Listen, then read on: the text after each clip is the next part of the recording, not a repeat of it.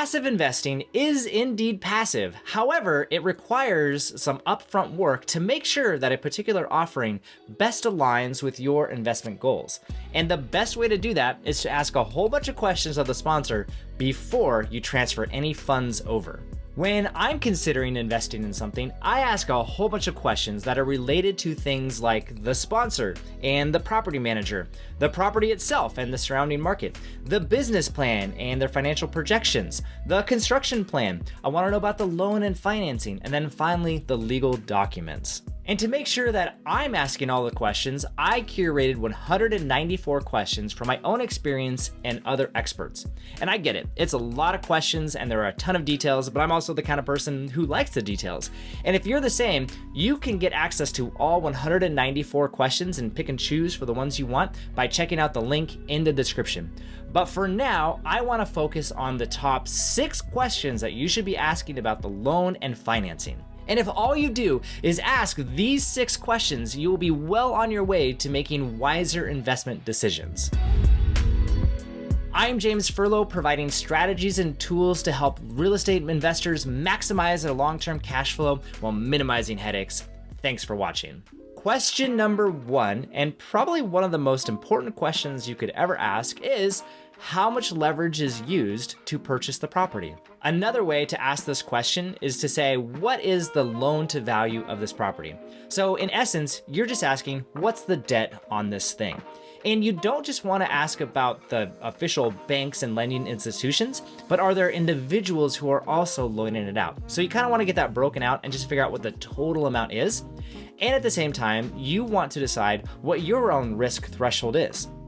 There are some who go, yeah, 70, 90%, totally fine with it. Let's leverage to the max. That is an option. I don't necessarily recommend you going that way.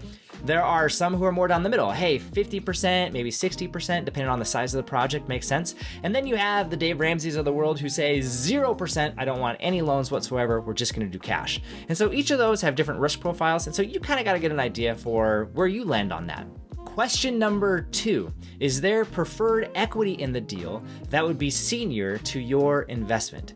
So the way to think about preferred equity is kind of like a private loan, but they still own part of the property. It's this weird hybrid way of doing things. But what's important is understanding that there is a capital stack that defines who gets paid first. And typically, the bank, that primary mortgage, is number 1, and there might be a secondary loan. Oftentimes there isn't. And then you have the investors down here at the bottom.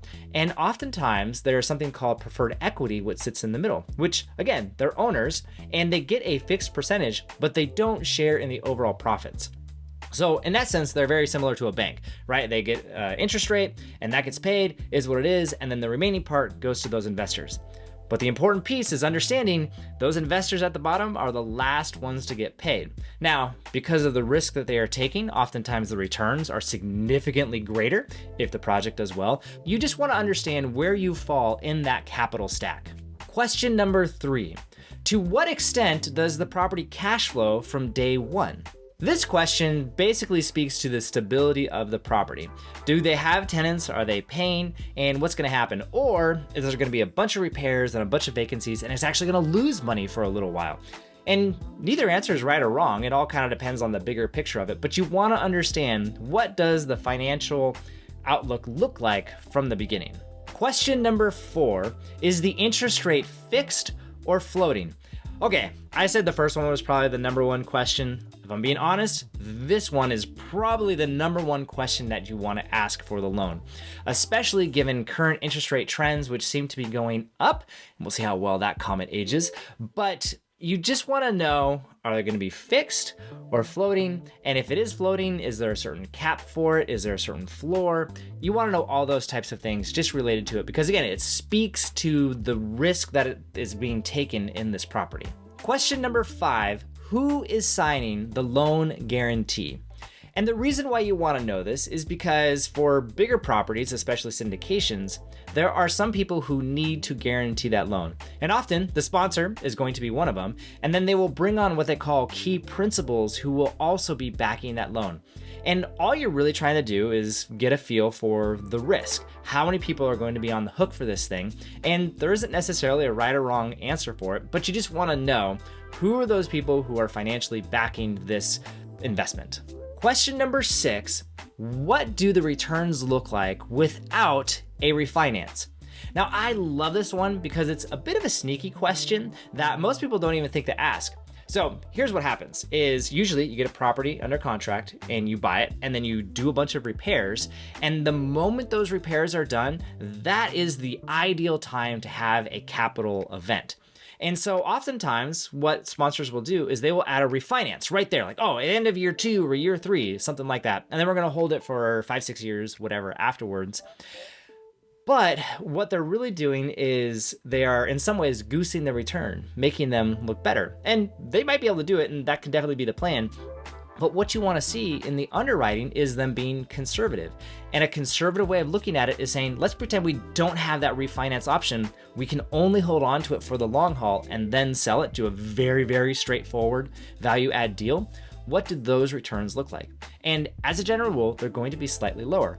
Now, I wouldn't say this is the worst-ish case scenario, but it is definitely a not as good scenario. And so if the investment still looks good without doing a refinance, man, it could potentially look a lot better with one, but now you're not dependent on it to make the numbers work. So that's why this is a really sneaky yet powerful question to ask. So there you go. Those are the 6 questions that I would definitely ask about the loan and financing. And I know they help me get past just that initial sales pitch from a sponsor and just dive a little bit deeper to understand the mechanics behind the financials and how they're going to work. And this may not surprise you because we're in the middle of a series and you know this by now, but there are a whole lot of questions that you can ask beyond just these 6. And so if you would like access to my 194 questions so you can pick and choose and decide which ones make the most sense and align most with your goals for investing, check out the link in the description and you can download them. And so if you found this video helpful, please like it. And if you want more tools and strategies to help you maximize your long-term cash flow while minimizing headaches, please subscribe. Thanks for watching.